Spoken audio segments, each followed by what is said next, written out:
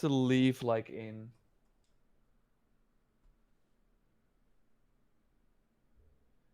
It's a beautiful day for the Free Roam podcast. Oh, That's good. That's good. that's all you get from me. Just a gentle crescendo. Hello, everybody. Hi. Welcome. We are here for another episode. I'm in a new dark studio because I can't figure out how I'm going to hang all these lights. If you're an audio listener, think of a man cave. That is where Luke is. I'm in like a man an actual cave. man cave. Yeah. There's going to be so many Lego surrounding me at Oh any given my God. moment. I'm going to get a second media center stand just for that. Like, this whole thing back here is going to be Lego, and then we're going to have another one behind me, and then the glass cases for all the collectibles. It's going to be stupid. Damn. It's going to be silly. Sounds good. Not gonna lie. Also exciting. It's I would imagine, like, I mean, I've moved studios a couple of times as well. It's like exciting because it's usually bigger and you have some like new things you can do, but setting it up and making sure it gets to where you want to, while obviously the content creation just continues, is always kind of a struggle at the start. But well, and I mean, it's easy to forget that, like, the last place we had 2.5 years basically that I was in there, and people tease me in chat all the time because I'm constantly changing stuff, changing camera angles, lighting, microphones. Like, I do it all the time. And so you'd expect after 2.5 years of experimentation, you'd get it kind of to the point that you were happy. And then you tear it all down. You go into a new space where, like, it's, like you said, bigger, which is a great problem to have. But also, like, my lights don't really work the same way in this setup because, like, my Varipoles that go across the ceiling to hang the lights don't fit anymore because the room's too big. And so, like, there's just a lot of first world problems with it. But we'll get there eventually. Yeah. We'll get there. How is your week been? It's been Spider-Man. Obviously, Mirage was last week's news. Now we're in Spider-Man. Now I got the game pretty early already, thanks to Sony, so that was really nice. But I played a lot over the weekend, prepared to review. Have been not doing a lot else. There are like some fun social things coming up. But right now, kind of in the Spider-Man grind, getting some content out before the embargo. And some tips. It is like an interesting game, though, because, as I mentioned in my review as well, you can platinum it in 25 hours. I know some people did it in 30 hours. I don't want to brag or anything, but it does show you that there's like a... I did it in 25. But it does show you that it's a pretty small game, which is fine for some people. I wanted a bit more, not to get ahead of the sort of discussion that we're gonna have, but it's been nice. It's always fun because I've been like covering like Spider-Man 1 as well, 2018, and before this we had an Assassin's Creed game, and then like 5 years ago it was also Odyssey, and then going into Spider-Man. So it's kind of it's a deja vu, but then 5 years ago. Yeah, they're which kind of fun. Once again. Yeah. Well, I'm so excited to hear all about it. And everybody, we're going to deep dive. And I want you guys to know that those of you listening live, you can put questions in the chat. Of course, super chats will get priority. But if Joe Raptor is able to answer questions about Spider-Man, I'm sure he'd be happy to. And no spoilers, of course. Let's not do that. Yeah. Which one is Spider-Man 2? Can you tell me that? So anyway, we're going to get into all of that. There's not actually a ton of news to go through this week, so most of this is going to be a deep dive into Spider-Man. So we will be looking for your questions as well. I guess just to start off from my perspective, my concern with any sort of superhero game that's set in a singular location is always that because the locations are such, like, they're basically a character themselves in these games, it can be very difficult to make the games feel truly distinct while staying in the same place, and that's an issue that they really struggled with overcoming in like the Batman Arkham games, where they tried to do Arkham but it was a different part of Arkham City and Gotham, or they tried to move different places and shake it up a little, but it always had the same feel a little bit. It's also a difficulty with combat systems because of course they invest tens of millions of dollars into a free-flowing combat system that's super cool, that feels really great, but after 2-3 games, it might start to feel a little stagnant and stiff and familiar. So that's one question I have, is how that distinguished itself. So yeah, those are 2 questions I think already, like regarding the world and the combat. Okay, if you want to start there. Well, I guess first, let's just have you give, for those of us that did not, like if people are in chat and didn't see your review, give us the overarching thoughts. And then you can, of course, if you want, it's like 12 minutes long or so, watch my review on the channel. But in short, I thought that this is like one of the most blockbuster AAA games that I ever played, in terms of like sheer budget. It's like insane what you see on screen. And I make the comparison a bit to what Naughty Dog has done.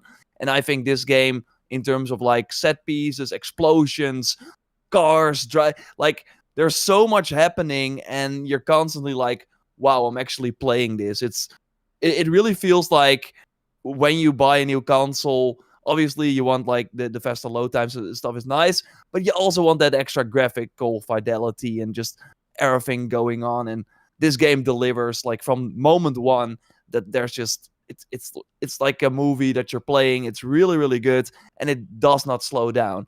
And coming from Mirage into this game, Mirage really feels like one big side story. And this is like you really see that they upped everything from the previous games. And yeah, that's just amazing. And my sort of thing looking at this is that it is a sequel, so there will be a lot of familiar things, and especially the first part of the game feels pretty familiar. But what I really liked about the first sort of half, where you're still like, the symbiote is not a threat yet. I don't want to spoil, of course, a lot, but just to give you some context, like we see Peter and Miles again. They all have their own issues, so you actually have quite some story behind the mask. So where you actually play Peter or Miles. So those things I find always pretty cool in these games, instead of only being the hero all the time. And they actually kept some surprises during those parts, and it's a ton of fun that you're now playing 2 characters, which already a huge, like, obviously in the first game we had Peter, Miles Morales, Miles, and now they're combined, and it's really cool to switch between them and see, their lives and how they intersect. So I really, really like that. And that is like kind of the best part for me, because also when you like swing around in the city, when you're like Peter, for example, you join a crime, and Miles is already there and fighting the enemy. So it feels that even though you're not playing the other character, they're still doing something in the world. So that's really cool. You can do takedowns together, and there are actually other characters that you can team up with as well that I don't want to spoil. But that's really that's my favorite part. Like when it has fun with the characters that you might know, some new characters, and then combine and fight together. For me, the whole sort of Venom part of it, it wasn't like, you of course have like multiple villains in this game, and the Venom part for me did not really hit as much as I would have hoped.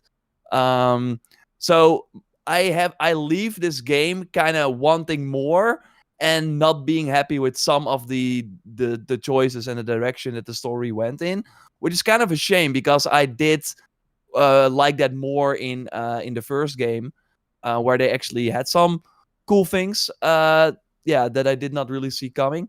So I wasn't like really happy with that. I do think though that the whole package you get is great, but what we see with other sequels that we got this year, like a Jedi Survivor or an Horizon Forbidden West, obviously from last year, but still God of War Ragnarok, like those games look at the first game and expand upon it and make it better. And Spider-Man 2 only really makes it better instead of really expanding on it. And there are still a lot of things where it's like, oh, there might be something happening in the future, and then you're like, okay, is it happening in this game? There's like one character at the end, it's like, or like at the end, like one of the side content, it's like, I'm gonna call you when I catch up or something. And then I'm like, okay, when am I getting this call? Okay, it's not happening in this game anymore. So they're teasing stuff already, while I wish we've waited 5 years for a new sequel for Spider-Man 2, and they're already saying, okay, wait another 3-5 years unless they do DLC for more stuff. So I wish there was more in this package. And that's also where the game length for me kind of comes in. 25 hours to platinum it. I know for some people that's great. For me, I feel there could have been done a bit more. I was left wanting a bit more from this game.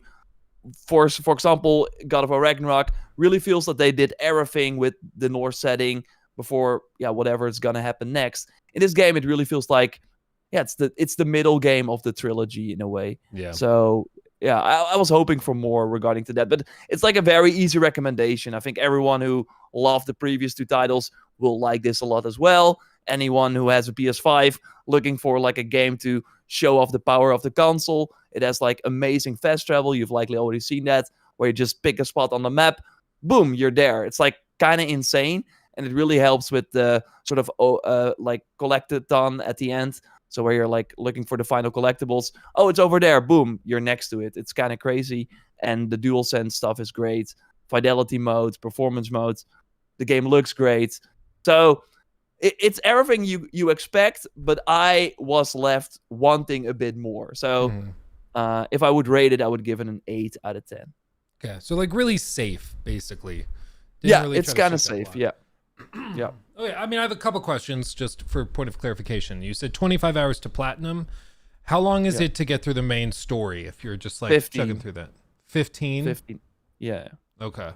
Do you get the feeling, and feel free to just, no comment this, but do you get the feeling from what you saw in the story, side quests, and everything that they were setting it up for sort of a Miles Morales, like 2.5, Spider-Man 2.5, little spin-off game, maybe next year? I don't like, there are like a lot of things that they could still do, and I hope that it's sooner than 3-5 years, or because or like 2 to 5 years, because from the first game we had to wait like 2 years for Miles. It's just weird to have like some activities end with like a teaser for, like, it's not like a TV show that will be back next year. It's like, okay, when? Yeah. So yeah, there are teasers like that, and obviously they're gonna do more. Like, this game is gonna sell gangbusters. So Yeah. Okay. Let's see. We got a couple super chats. Black Knight Zabatsu, thank you for the 10. My goodness, very generous. A random friendly reminder that Australia is the Caucasian Africa. So, okay. Thanks for putting me on to Joe Raptor Luke. I've subscribed. Love y'all. Keep up the amazing awesome content. Also, I'm more hyped for Wolverine.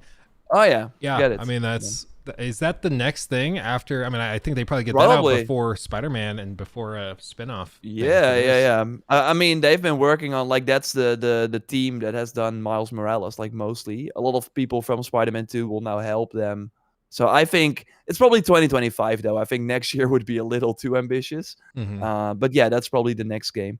Okay. So, I mean, excited. People naturally are saying 8, and then like 4 or 5 question marks in the chat. And this was something I had people ask me yesterday, because IGN also gave it an 8, and people were like, "Oh my god, they gave it an 8," and they gave Mirage an 8 as well. So they're saying Spider-Man 2 is just as good as Mirage. But here's the thing. Here's the thing, and you could back me up on this. Reviewers review the game in the context of that franchise, that genre, that developer. They're not compared to everything. It's always kind of in this bubble.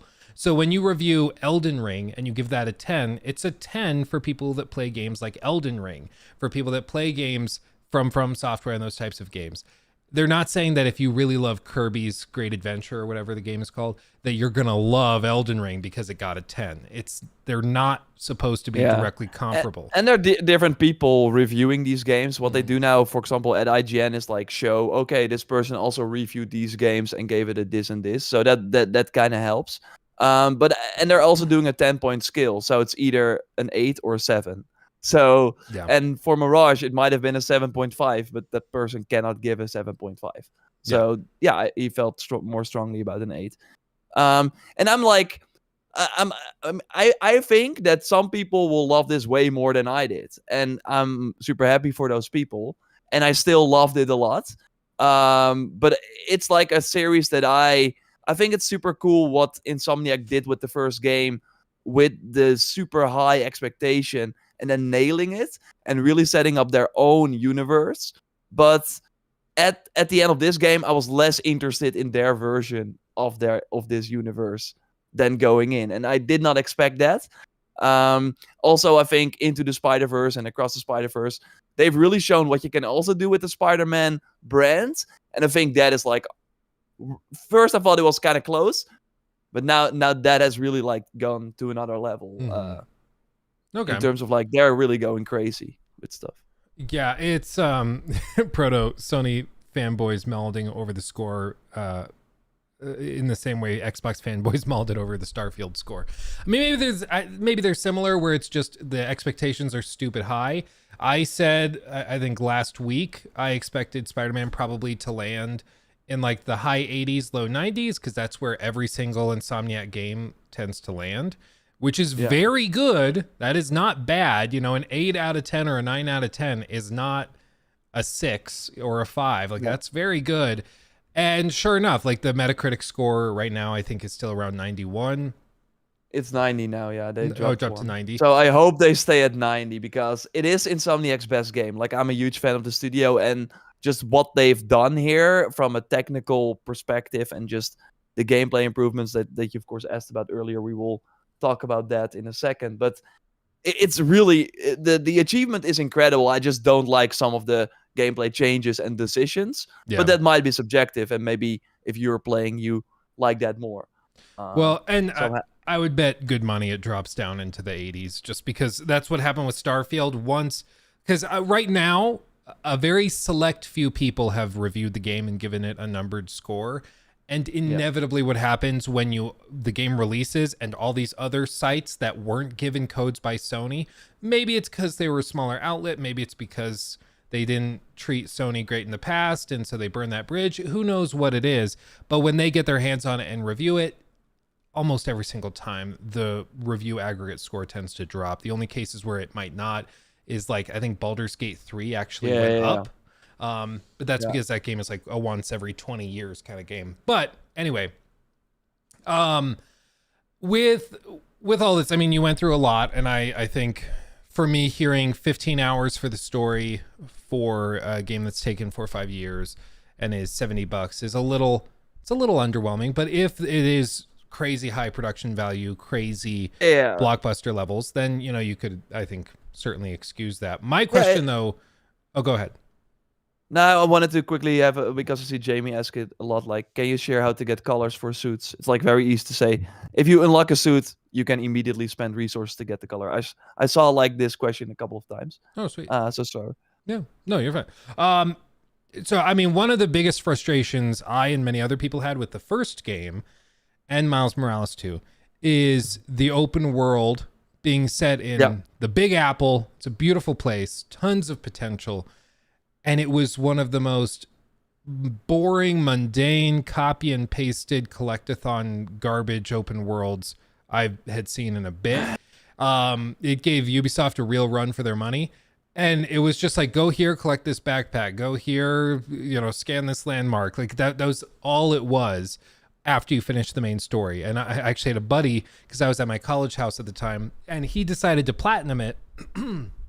Excuse me. And I remember he finished the main story of Spider-Man on PS4, and he was like, oh, I love this game. And then he forced himself to do everything else. And by the end of it, he was like, I don't know, the game's kind of mid. Because he was just like totally burnt out on it, because he just had to go and do the same thing, stop the same car from flipping over 15 times, and it really burnt him out. So yeah, that was really bad in the first game, because you had to do the crimes per faction per district. So you had to do like 5 crimes per faction per district, and there were like 20 crimes per district. So that was a grind. That's not the case here. That's not It's the not the case case. here. Okay, so paint the picture of what the open world is like So for players. yeah, first of all, it is double the size. So next to like the map that we saw in the first game and in Miles Morales, we now also have Brooklyn and Queens. So that is already kind of cool that it's like double the size. But that Manhattan part of the map is still the same. It's like I've like lived in Spider-Man 1 covering that game, and I still remember the whole city. So nothing really has changed. There are some landmarks for the story that have been added, but I think they do an overall great job at giving you way more that New York flavor, because what they do now is, for one, it's a PS5 exclusive, so there are way more cars and people on the street, so that already helps make it feel more alive.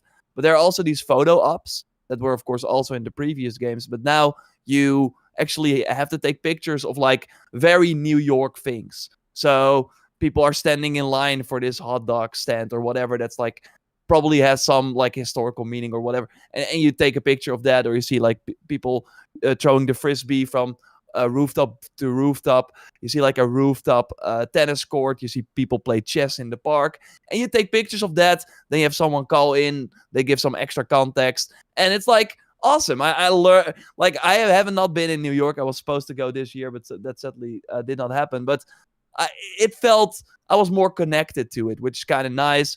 As Peter and Miles, you also have these side missions. Some, I think, yeah, they are mostly exclusive to either character, and then you just help random like people that just live there, and like for example, someone's grandpa has like is gone or disappeared, and you have to go look for him, and then yeah, you learn a bit more about the location where the grandpa was seen and stuff like that. So they really do a great job at telling or like yeah, giving the world building through the missions as well. You can ride a bike now in some parts. So normally, when of course swinging around, you would only get this top-down view of the city. But now in some small parts of the game, you're actually riding a bike, so it's way slower, and you're the same size as the cars next to you. So that also really helps make the world feel bigger. In terms of like the open world structure, though, it's very similar. So there, instead of the backpacks, you now have the spider bots. So we don't know what happened, but there are suddenly spider bots everywhere, and they are sometimes also in the sky. So then you have to figure out, okay, I can maybe, because there are now these launch spots on rooftops where you can like launch yourself and then try to get that spider bot, which kind of a cool twist. Like the world is kind of similar. Every district still has like a list of things you can do there. The activities itself are better, though. The side missions in particular are pretty strong, and certain activities, if you complete them, also have like a sort of final mission that either has like a boss fight or a cool sort of tease for what's coming or whatever. So they totally spend more time focusing on that, which makes it for me more fun to do. And I did not even think that that going after all the spider bots was that much of a grind, especially because you can just see, okay, in this district, I only need 2 more. I can just like fast travel everywhere, and you will immediately or see it. And another big addition is the way you traverse the world. So even though half of the map is the same, you can now use the web wings. So instead of swinging, you can also use these sort of glider. That's called the web wings. Some outfits have like unique web wings, which is kind of cool.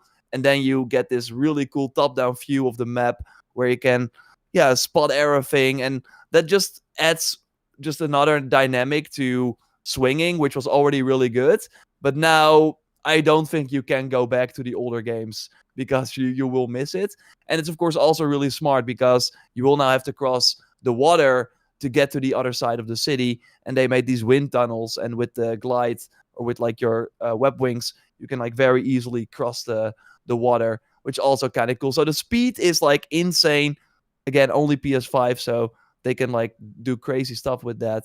And that makes the world to traverse a ton of fun. And then yeah, not having it being that exciting, that's right. There are some districts, but that's just kind of New York, I guess, that feel the same. It is cool that Queens has a more forest area though, where also like on May's house is. So you go there often, and then yeah, the missions will feel a bit different because you're yeah in this like less urban environment.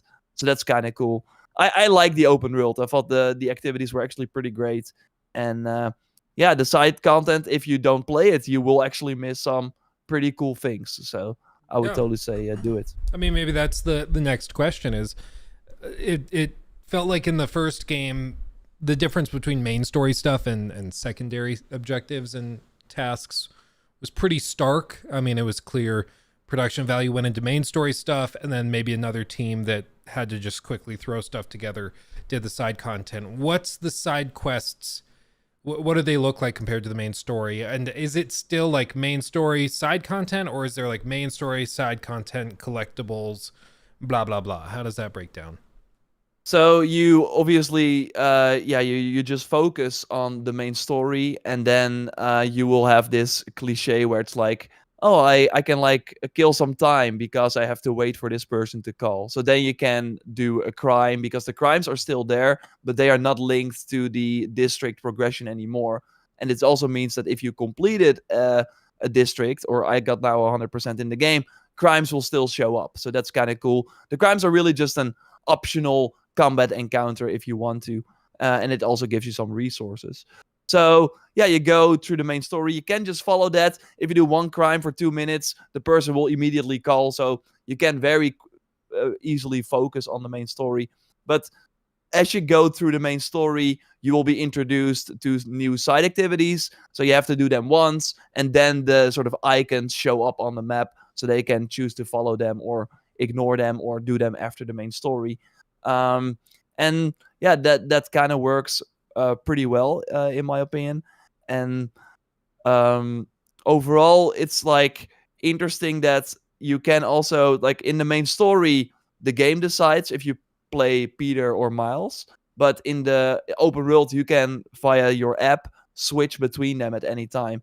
And most of the combat challenges can be done with both characters if you want, but there are certain things like, for example, Miles has to help students for from his school with certain projects. So it feels kind of weird when next door a bank is being robbed and you're like, oh, I'm gonna help you with your school project.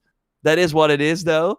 So then you will be like doing some errands, but they're pretty fun, and they do a great job at making them all feel different. There are puzzles that you will only see during that side activity and nowhere else, which I liked.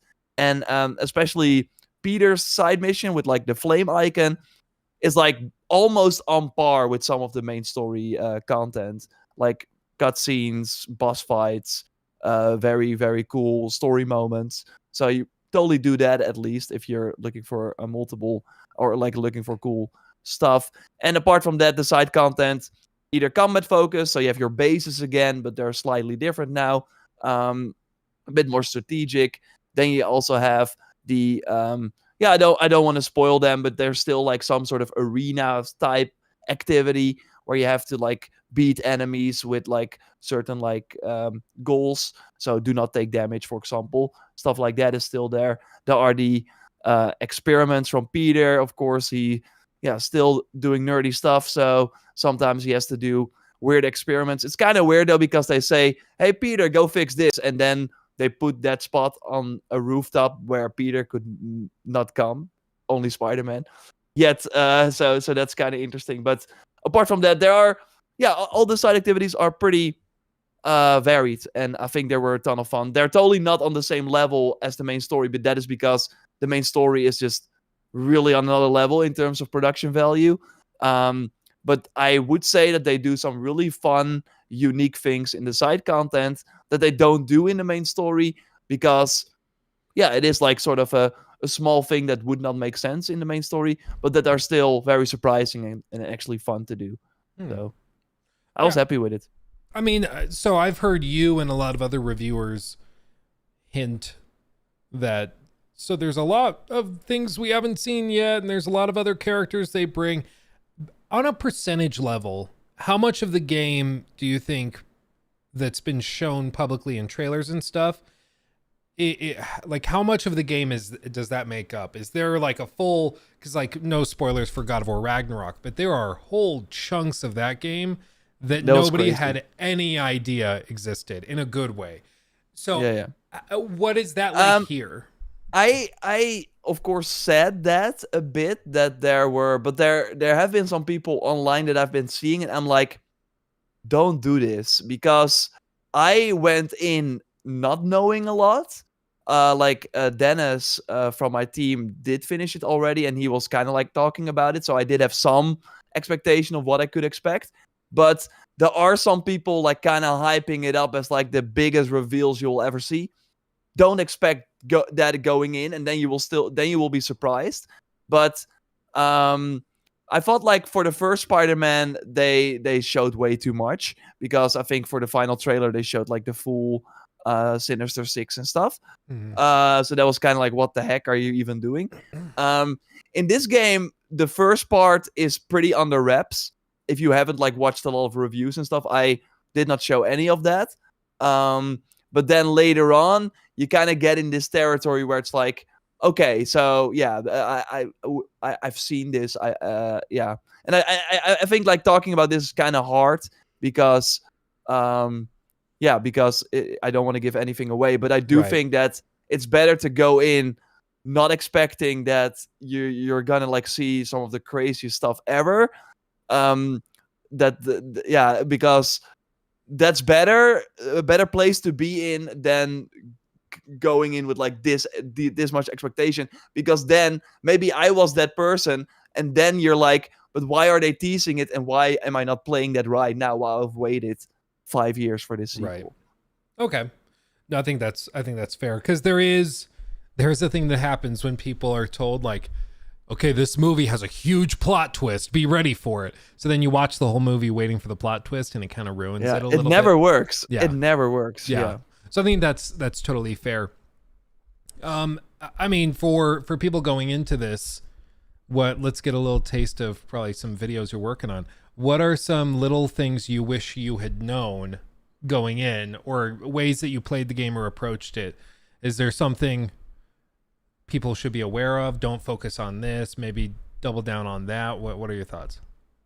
So this was a very interesting for me, because I was like playing a lot of Mirage. I actually got the game on the same day as Mirage, which is kind of crazy for how early they gave Spider-Man. And so I came in way later. I was like focused on Mirage, and then last week or something I started playing Spider-Man. So Dennis already finished it, and he was like giving me tips. So I already went in with some knowledge, which is kind of funny. But a few things that are interesting to know is that so the skill points are shared for both characters. I think the normal difficulty is like a great place to start, because if you make some wrong decisions, the game can get pretty tough. To answer one of the first questions you had, like about how did they improve the combat, I think they did a great job at that. I'm not sure if you remember the boss fights in the previous games, where you could just like dodge all the time and then you were fine, because like that was very easy to do, and you would like slow-mo things and stuff. Mhm. Well, in this game there are way more moves that you have to worry about. So both Spider-Man have a parry, so you have to like focus on that, and when you hit that, it's for one very satisfying, but you also create an opening, and some attacks have to be parried, some attacks have to be like you have to jump out of the way. So the dodge only tactic does not work anymore, and this in particular makes the boss fights way more fun. So you really have to pay attention. Okay, he's now swinging his weapon like this, I have to move away. He's now doing it, he's smashing it on the ground, so I have to jump. Stuff like that, really, really cool. So they really improved that. And because the game decides if you play Peter or Miles, it's good to focus on both characters, because you can very easily be, oh, I like Peter more, or I like Miles more. I'm putting all my skill points in Miles or in Peter. But then you will hit points with either character that you did not focus on, where you will be significantly underpowered, or not have some abilities. So yeah, we will do a video like with things you want to get early, and it's very easy to get you have like 4 new or like an ability wheel that was already in Miles Morales, and there can be like 4 abilities there, and you only through the main story unlock 2 of them early on. It will take a really long time before you get the others. While in the skills, you can already pick 2 others, so then you have 4 abilities throughout most of the game, which like yeah, a game changer. So totally go for that. And you can also improve your damage, which I also think is very important. And that was also kind of a thing that was kind of a negative for me that I did not touch on yet, but that's the suits. So the suits itself are really, really good. Like they obviously look amazing, but they removed any gameplay benefits from the suits. So first, if you had a suit power or like unlock the suit, you would also get a suit power. So for the Spider Punk suit, you would get his guitar and then could blast enemies away. So it was like kind of cool and unique for that playstyle. And then you could be like, okay, I'm gonna do a crime on the rooftop, blast the guitar, send the enemies away. Hey, I'm done with the crime. But now all the suits are cosmetic. So what happens is that if you don't like the look of a suit, there's no reason to unlock it. Mm-hmm. Why would you spend those resources on that where you can also upgrade your damage, which is way more valuable? So I hope they go back to making the suits more unique in terms of gameplay as well. So yeah, I would say just unlock a few suits you really like. There's no need to unlock suits you don't like and spend those resources on actual gameplay improvements. That's smarter, I would say. Okay. I mean, so you mentioned combat again. It felt like from Spider-Man on PS4 to Miles Morales, there was there were changes, of course. Miles has his own set of moves and abilities and stuff. Does it feel markedly different? Does it feel like they really changed how combat works, or does it still feel like the older Spider-Man games?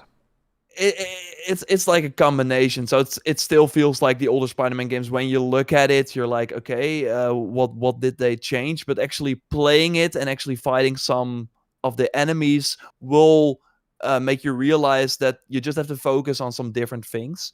So for one, because it's more ability focused, yeah, these are on a cooldown. So you have to really make sure that I'm using them at the right moment. So that's kind of a cool change from the first game.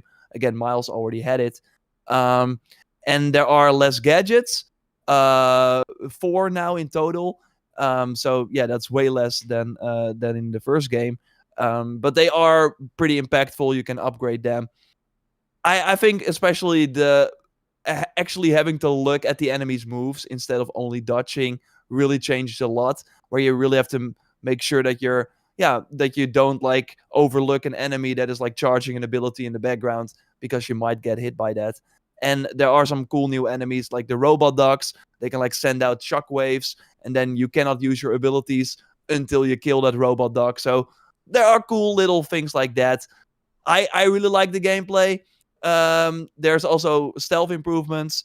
So you can like now make web lines. So yeah, create your sort of webs everywhere instead of being like, yeah, you don't, if a level doesn't have like a sort of bar that you can walk over to, yeah, defeat enemies from above, you can now just make your own line and walk everywhere. So that's pretty satisfying. What I did find though later on in the game, it can take pretty long to stealth kill everyone, and it's way faster to just jump down, maybe stealth kill the first person, and then everyone is alerted, and then go do it. You can do it the stealth way if you want, so that's kind of up to you.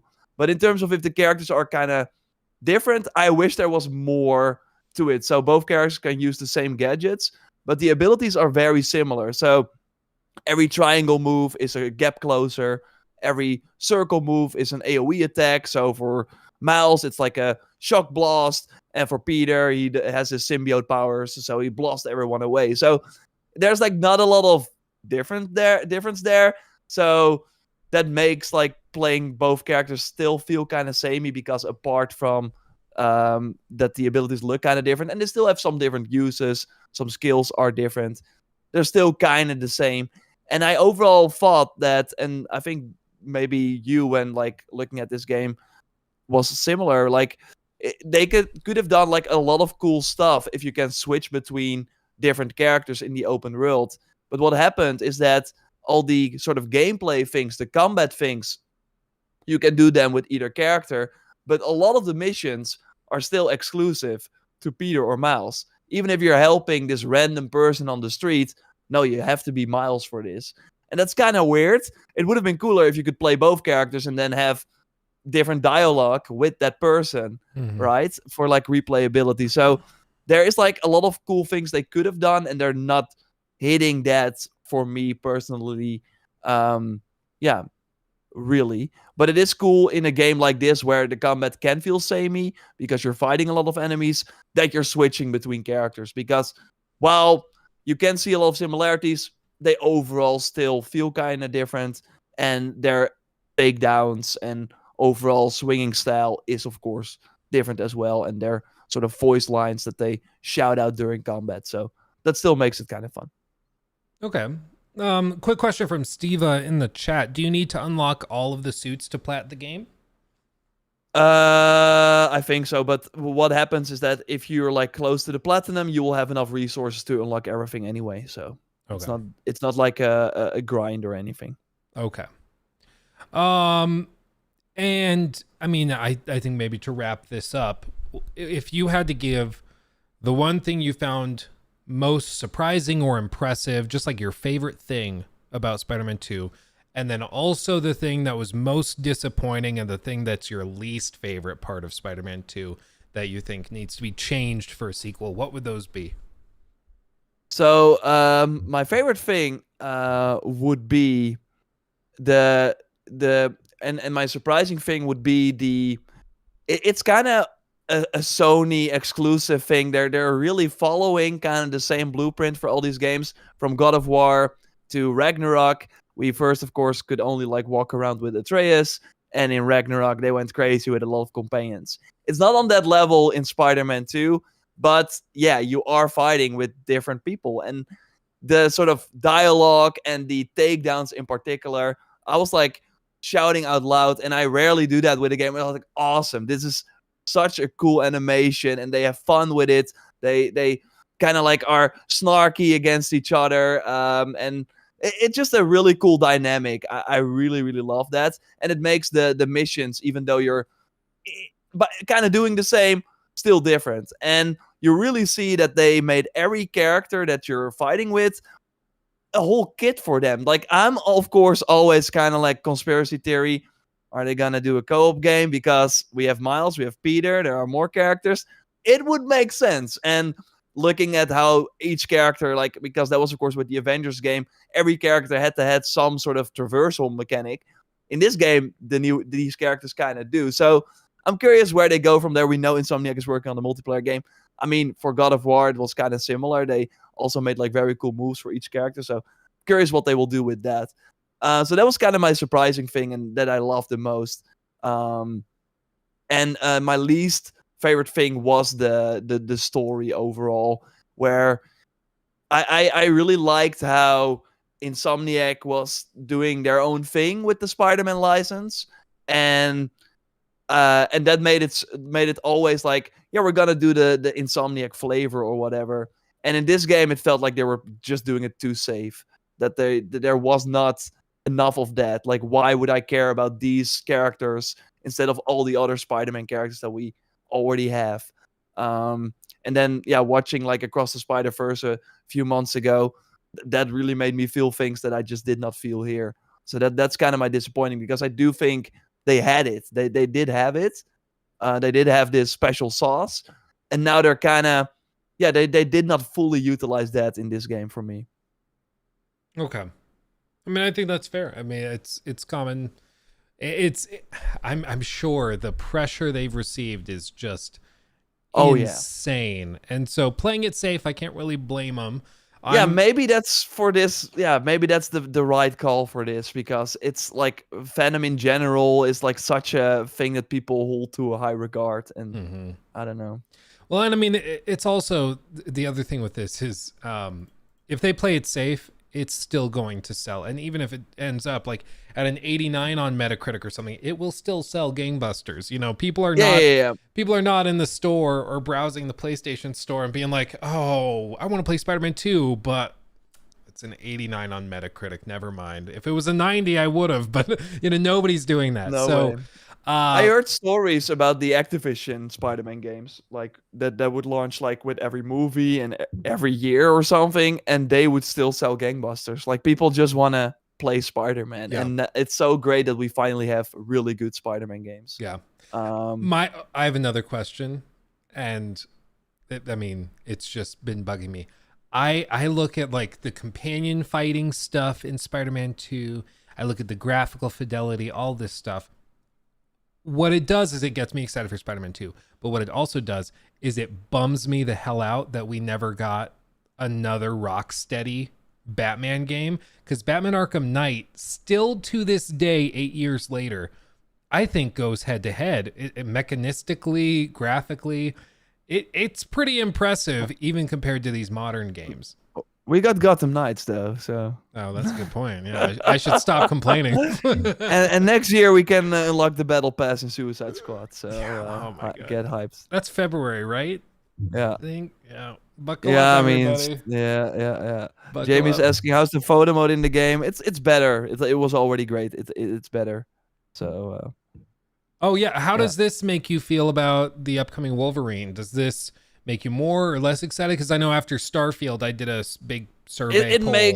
makes me maybe more excited because I do think that with Wolverine they might have some more room to like kind of fill their own store, like make their own thing, and if they have the same budget as Spider-Man 2, probably not, but like close to it, we're at least going to be in for like a roller coaster ride because Mm. that is what this game already is. For me, just the roller coaster itself could have been better, but the ride was still nice. Like My my hope for Wolverine, and I don't think they've said anything one way or the other, but my hope is that it is their Last of Us compared to like Spider-Man being their Uncharted, where oh Spider-Man's yeah, kind of fun and lighthearted. It's just about going on the ride for this big blockbuster adventure. But then The Last of Us comes along and is super dark and gritty and intense and gory, and it's so good. And I hope that's what Wolverine is. I hope they yeah, don't do this same. T for teen thing where it's No, no, Wolverine no. hacking people apart, but then there's no blood effects. I hope Yeah, that yeah. they really No, go for I the think they will. It's like Insomniac is ready to I think do something. I am like of the mind though because it is like the Miles Morales sort of team, and they did a great job. But that still makes me like it. This is like the main, like Brian Intihar, like the senior, like the senior creative director or whatever. Like he is like the big guy over there. And he's not involved with Wolverine, so I'm curious if it can still hit that same quality Mhm. overall. But I think in terms of gameplay, it will be really really cool. Yeah. This is a good question from Proto. Does traveling and traversing the map feel different between Peter and Miles, or does it feel kind of the same? No, it's the same. It's the same. Okay. Yeah, you do Um, have like different abilities that you can use if you when you unlock skills, so they can like get some extra speed or go higher. And those abilities are different per character, but they basically do the same. okay. Okay. Um, I think that's a wonderful overview of all of it. Do you have any closing thoughts before we move on to the next couple of little tidbits? I think everyone who is looking forward to this game will really like it. It's really really great. I just think that in terms of what we kind of expected from sequels that we saw in this from this caliber, that they're usually getting a bit bigger and providing a bit more. This felt very much like the first game, but with like the bells and whistles of the PS5, bigger budget. So yeah, the spectacle on screen is great. They totally improved a lot of things, and I think everyone will really like it. And I'm curious. I want to like talk more in depth to people about what the things were that I did not like. And I did see some people actually kind of agree with some of the things that that I felt as well. But I'm curious to hear what everyone else feels like. Again, I think people are gonna be sad when it's over because it goes fast. This Yeah. game, you're playing and time flies by, and before you know it, you're level 60 and there's nothing to do. Yeah, I think I think Ragnarok really spoiled us, because Ragnarok is a Maybe. pretty big game. I mean, I just Googled it. How long to beat says it's about 26 for the main story. I don't think I finished it until like 30, 35 hours. And then the completionist run Same. is maybe 50. So, like, that's just, I mean, it's twice the game, basically, even Yeah. three Yeah. times, depending. But, they're different studios. Insomniac goes with these crazy high production value, big budget set pieces, which I'm all for.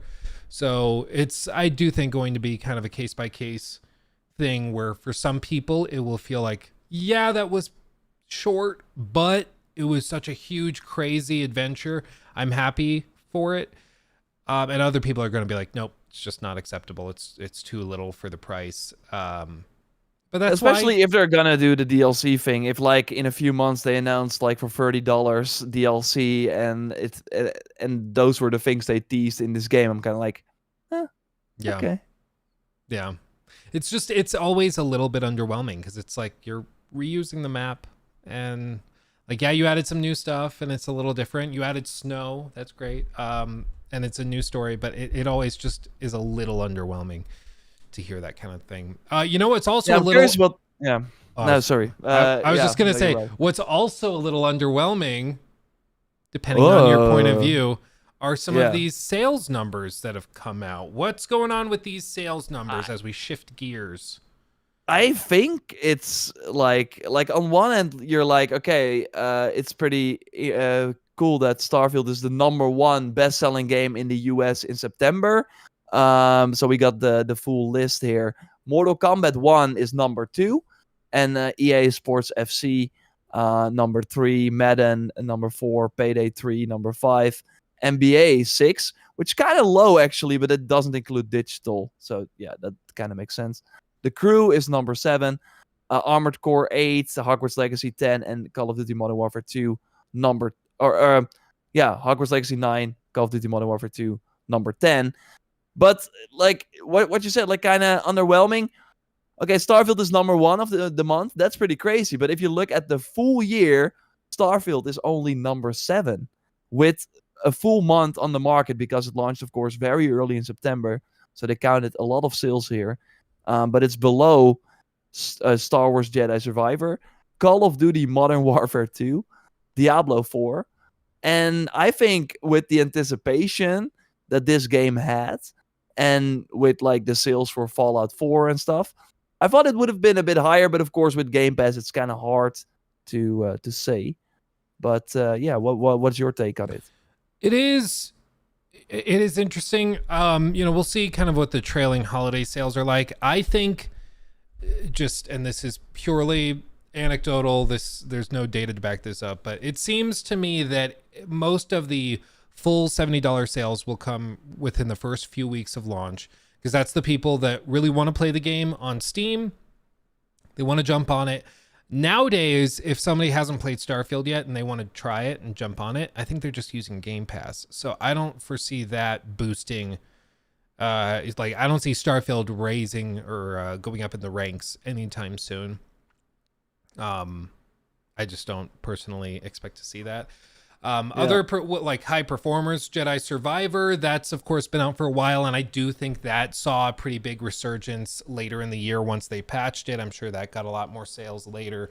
I'm still baffled that Hogwarts Legacy is holding rank #1.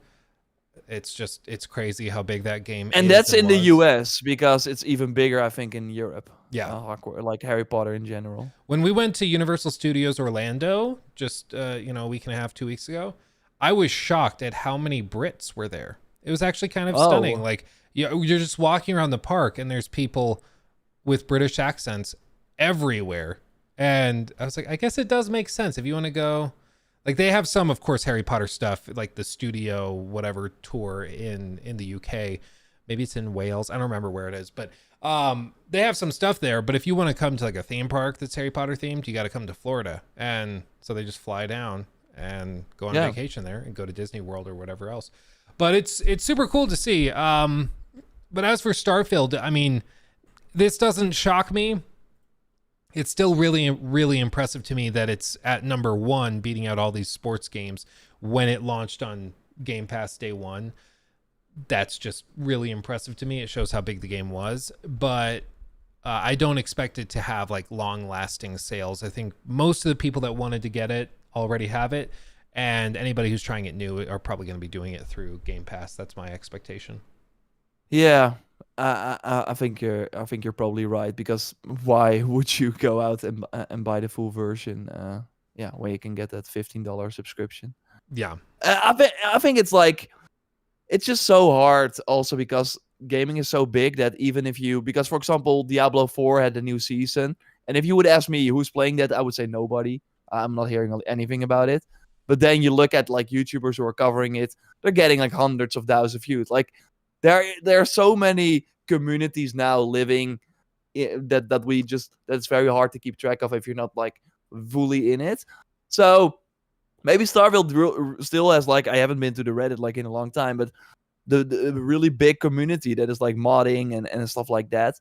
So yeah, maybe it will have the tail, but I do think for the long waits, like this is really Bethesda's like biggest game since Fallout 4, and then to not even beat out Jedi Survivor in the first month.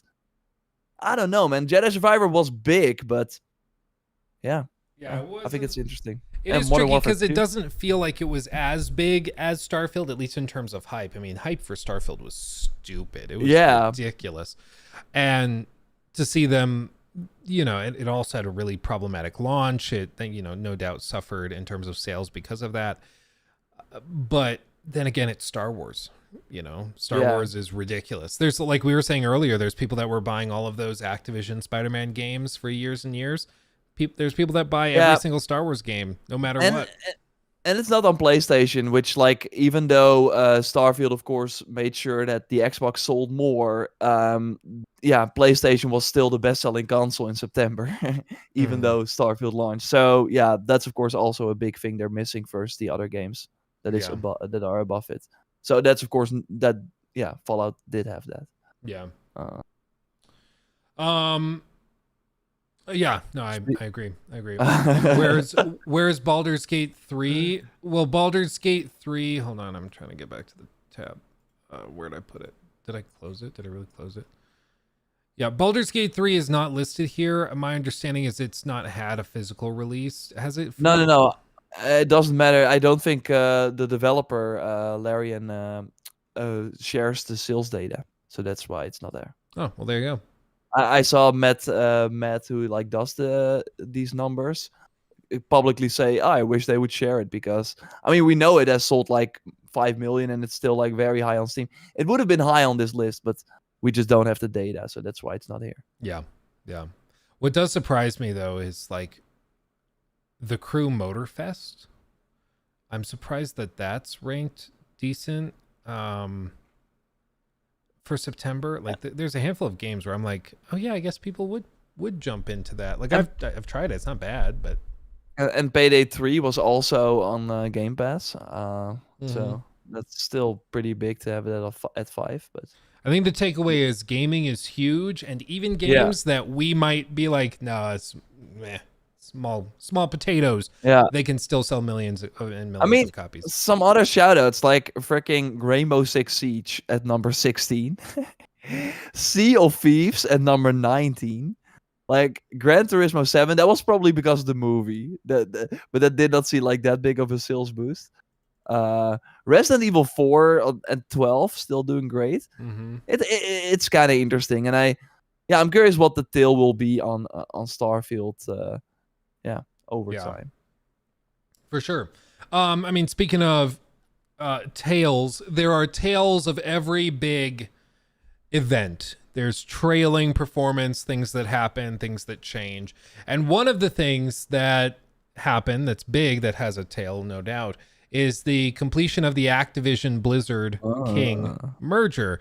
And Phil Spencer actually spoke on this and tried to give some information, some hints on what the plans are moving forward, because of course over the last handful of years he's had to kind of speak outside both sides of his mouth. He's got to tell the regulators what they want to hear while also telling gamers what they want to hear, and then there's the truth somewhere in there at any given moment. And what he said is that there are no Activision Blizzard King games on Game Pass until 2024. That's probably just like licensing release stuff. Goal is 100% parity for Call of Duty, no exclusive skins or DLC. Okay, that's cool. We have, quote, no goals of somehow trying to use Call of Duty to get you to buy an Xbox console, end quote. I'm not sure how much I believe that, because then what's the point of the $70 billion acquisition? But I think it's going to be passive. I think he means direct things where it's like, oh, you get 5-day early access on Xbox or Game Pass, but you don't get early access on PlayStation. It seems like he's committing that that's not going to be the case, at least for now. Yeah. I think eventually they probably do that, because why not? Still, when it comes to Game Pass day one, that will still be big. So yeah, even if you're not trying to get people away, that will maybe let some people switch. But it does sound like kind of the Minecraft approach for now. Yeah, which Minecraft prints money, so that's not a terrible idea. And then they say they want to make sure any old IP they revisit has a passionate team that wants to make a difference, not just for financial gain. In other words, he doesn't want to do soulless reboots and remasters of old stuff just for a quick check, which is great to hear. I mean, one of the things I think that justifiably got some headlines in the last week were the comments from Bobby Kotick about a reboot of Guitar Hero. Because a lot of us love Guitar Hero, and it's a bummer that it kind of died out.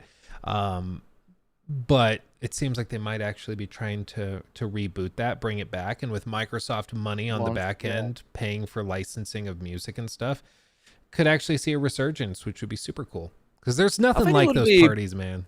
Pretty big.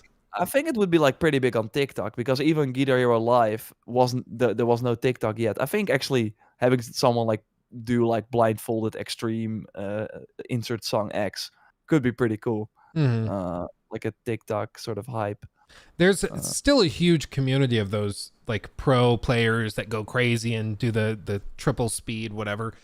I don't know how the official releases compete with those open source options, other than just being easier to use. I mean, you could link it with modern music. You could do the Fortnite approach, have like actual concerts where you can play along with the musician on screen who's performing live. Like, there's all sorts of cool things you could do.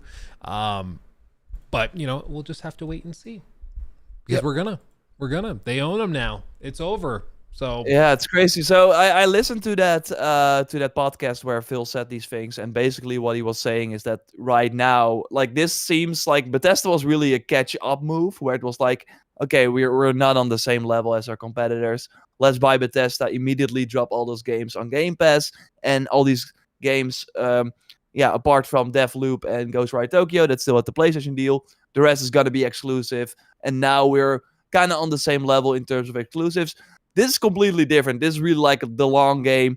Phil said that he's going to every Activision studio now. He was actually, when he recorded this, on his way to King, so the mobile team, learn from them. And that's kind of like it seemed to me that they just want to bring everyone together with all their experience, share that across the whole company now. They're all under the same umbrella now, and go to each team and say, okay, you've been doing Call of Duty maps for your eternity. Would you be down for something else, maybe? And then they're like, yeah, we want to do Crash Bandicoot. Well, I'm just saying random shit, but that's kind of what he was like. Yeah, he wanted that the team was passionate about the project. And we, of course, in the last few years have seen Toys for Bob that made Skylanders and the Crash game, or Spyro, one of the two, go to work on Warzone. Like, I don't think that's like the drive of that studio. So I'm not sure if they can, like, I mean, those updates make a lot of money, so I'm not sure how they're gonna balance that. But yeah, it is important that team feels like energized to go to work and to work on a project, instead of it being a Warzone map that in 3 months is gone forever. Probably. Yeah. No, I agree. And my philosophy with my team is that happy work is good work, passionate work is good work. So to see that Phil is going to these studios and taking a similar approach where he's just like, what do you guys want to do? Like, what are you talking about your dream game being in the break room? What's that for you? And then he gets the pitch and he's like, yeah, let's do that. Let's do it. Let's do it. I do have to run now because I got some other plans. And was a fun talk. Yes. Hope you learned a lot about Spider-Man 2 and everyone watching as well. And super curious what you think when you played it. I think we will talk about that next week. Oh yeah, we're all gonna have a lot. We're gonna have a lot Yeah. of thoughts. I will wrap up some comments real quick, some trailing comments. If you got a bail, Joel Raptor. Yes. It's been a pleasure. We'll talk to you soon. Thanks, everyone. And enjoy Spider-Man 2 if you're gonna play it. And check the videos on my channel. We got a ton of spoiler-free, all the suits, all that good stuff. You know, All the good stuff. Only a Joel Raptor. Check it out. Okay. Hey, good luck with the new house and the room. Thank you. I will speak to you soon. Sounds Bye-bye. good. Bye-bye. So yeah, there's a lot to do in this studio space. I'll tell you what.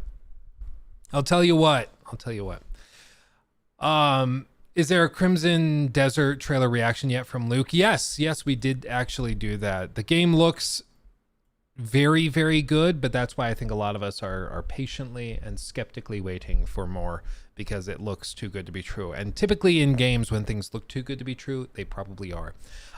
Catching up on these super chats we missed earlier. Black Studio or White Studio, who we rocking with? Right now, everything is painted black, as you can tell.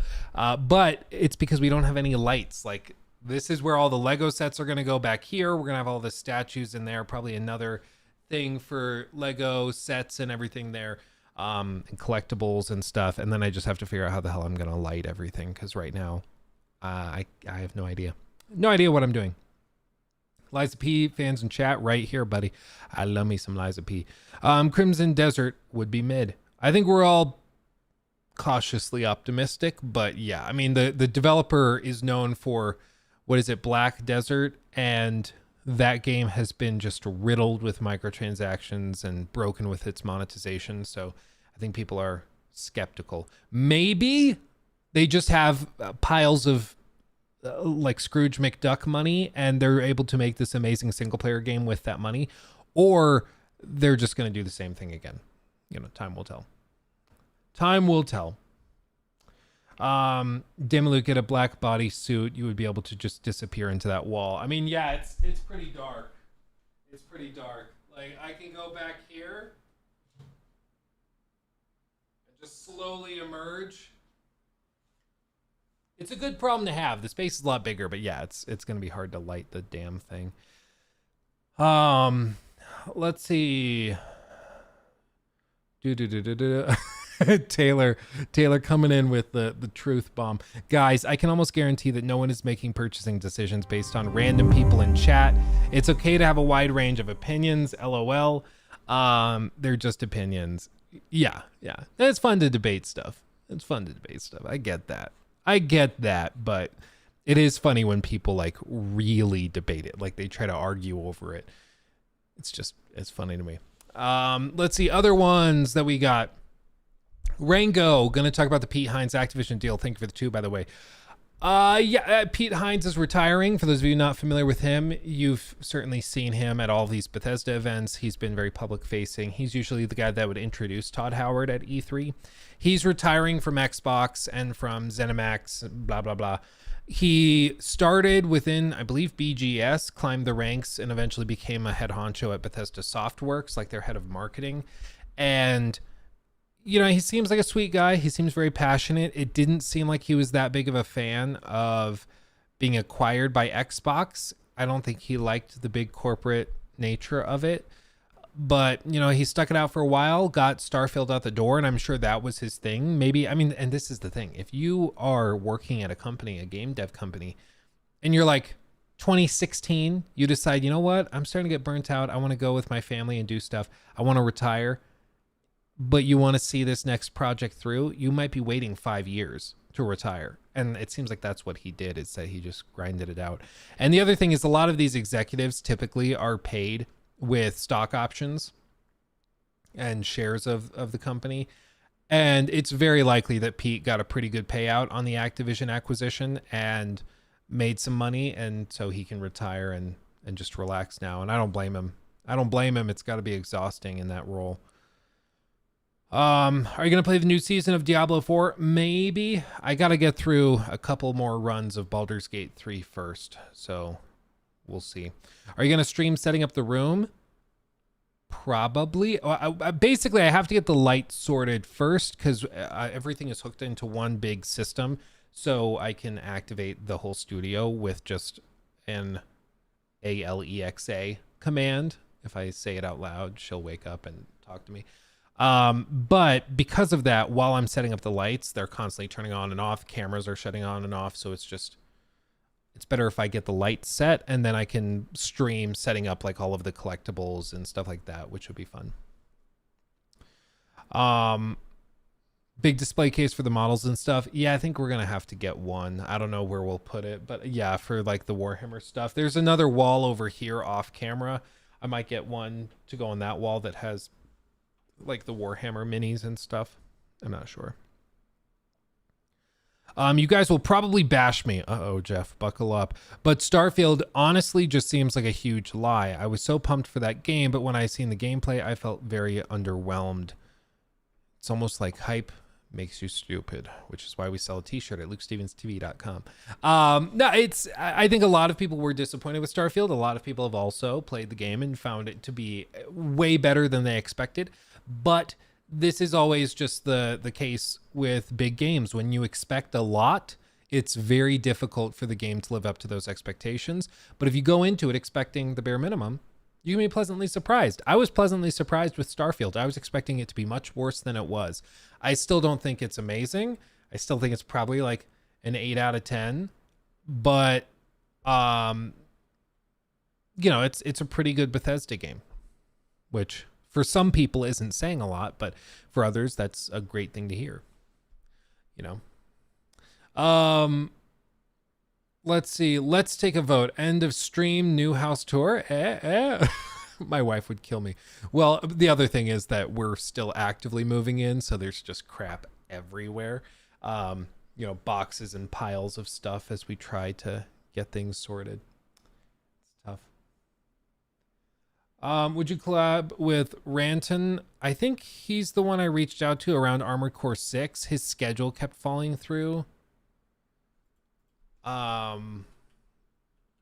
Is that who I'm thinking about? I don't know. I might be thinking of somebody else. I'm not opposed to any collabs with people. I'm open to collabs and stuff.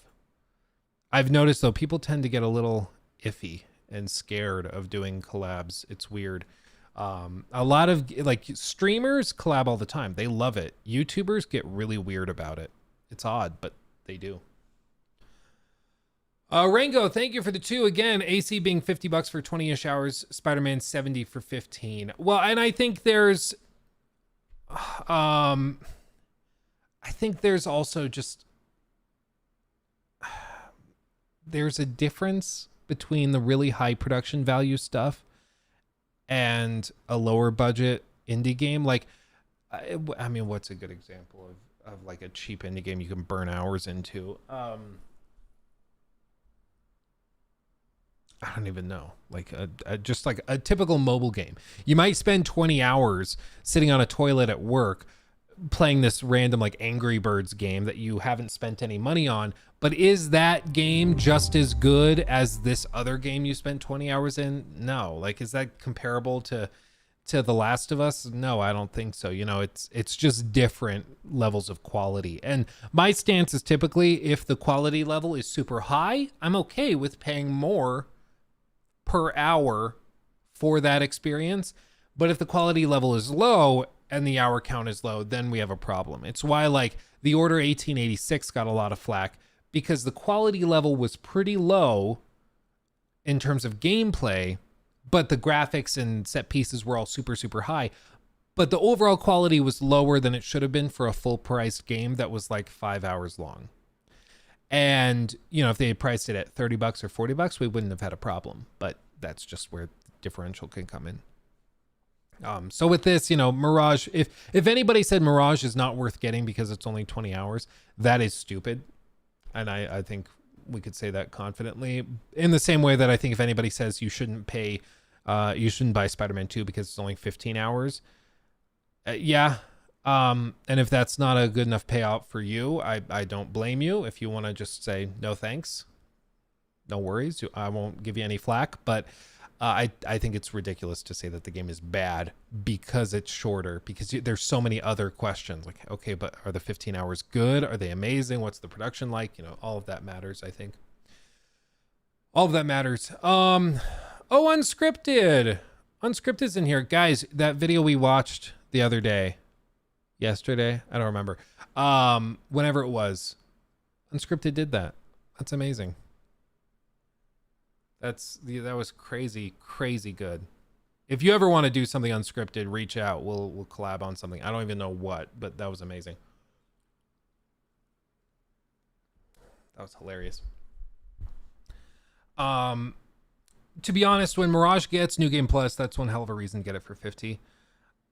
Or when they come out with all these extra cosmetic packs, that's another thing.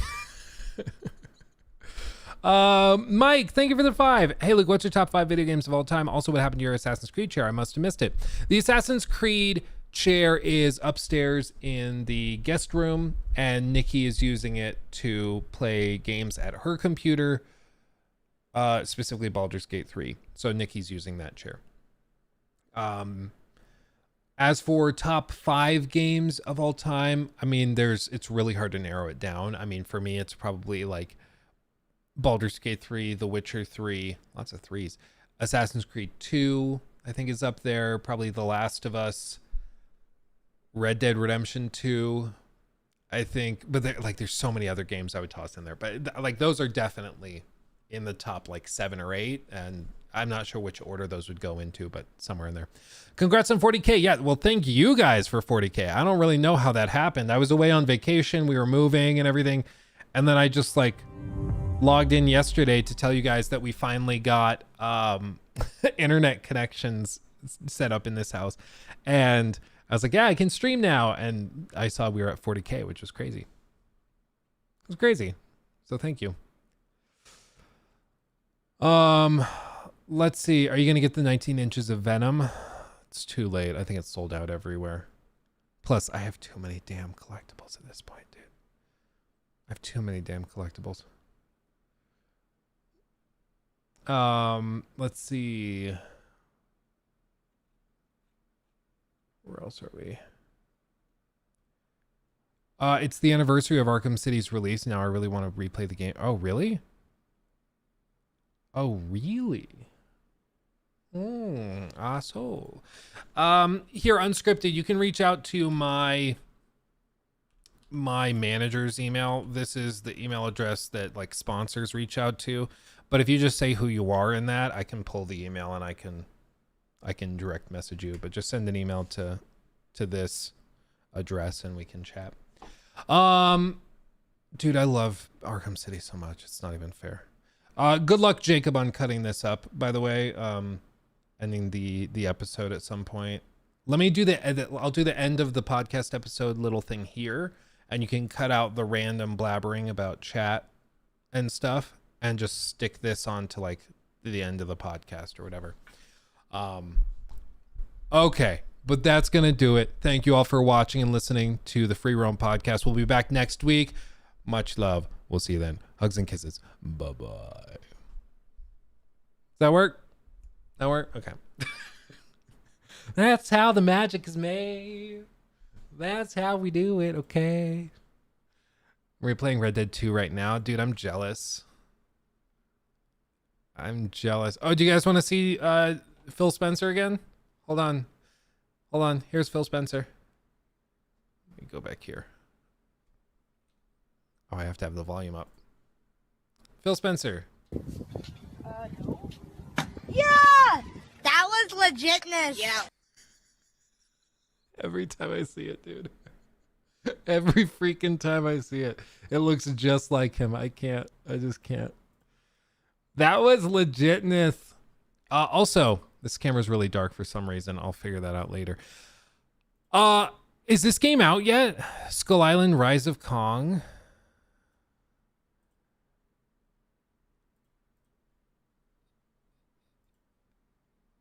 Oh, it's 20% off. Skull Island 1835. There are stories of kings, stories, and their king. The story of Kong. But his legacy had just begun. Unleash your fury.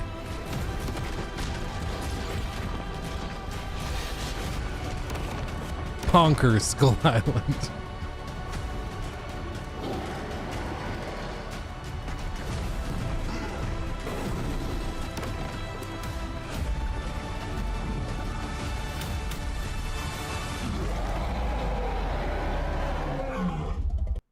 Wow. Only 24 reviews. Wow. Is this worth doing a video on? Is this worth making a video on? I don't even know. Rompe died for this. But some of these people have actually tried it. Like 2.8 hours, 2 hours, 2 hours, 1.6. Like some people have actually put some time into it. I don't know, man. It could be funny, but I don't know if I want to subject myself to that again. Man. Is this real? Chat, is this real? Chat, is this real? Wow. It's obviously Game of the Year. Yeah, we've just been getting some of these bangers. I think a lot of these games, though, a lot of the publishers and devs don't expect to get any attention. They just hope to shove it out and then have some like 12-year-olds buy it on the eShop.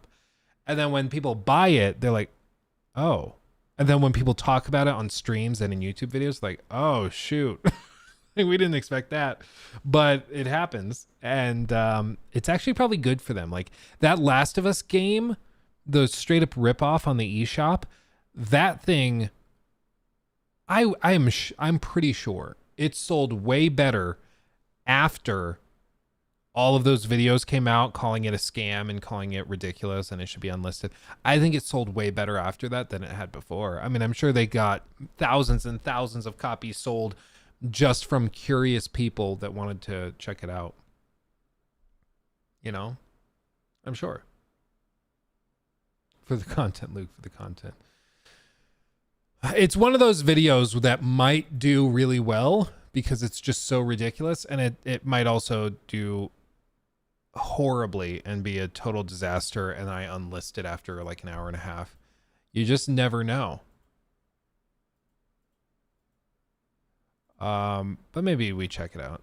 Kong Skull Island. Skull Island Rise of Kong. Sorry. I'm so sorry. Paste it. I think I also have some Steam credit too. Oh, dude, they have a Colossal edition. They have like a premium edition. I didn't even realize. A Colossal pack. What is in the Colossal pack? It's $15. It includes 8 exclusive film grain filters. So you can make it black and white or sepia or red. Dude, $15. Kong style variant. Choose your own color scheme, including albino white. Okay. Boss rush mode. Okay. Behind the scenes content. Go behind the scenes view of the creative process featuring concept art, live recordings of the in-game soundtrack, and the original score of the game. Wow, dude. $15 for a sepia filter. That's something else, dude. That's crazy. That's crazy. I think we might actually have to pay extra to make it look worse. Jacob's not even wrong. That's straight up what it is.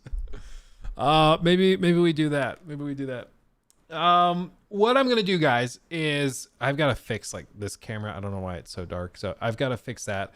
I'm going to try to light the space roughly and hopefully get to the point where I can move some of the collectibles and stuff in here, and then we can start streaming and stuff, making videos again, because I haven't put out a video this week because we've been trying to get all of this done. So please, for the love of God, get this game in review. Okay, Tanner, we'll do a video. Maybe we'll put that up tomorrow. Get ready for a late night editing session, Jacob. Get ready. So I'm gonna call this here. We'll be back probably tomorrow, maybe later tonight, depending on how quickly I can set stuff up. But we'll be back, and we'll start getting back into the regular swing of things. I'm very excited for that. Much love, everybody. Thanks for chilling with us. Stay safe as always. We'll see you in the next one, okay? Hugs and kisses. Bye-bye.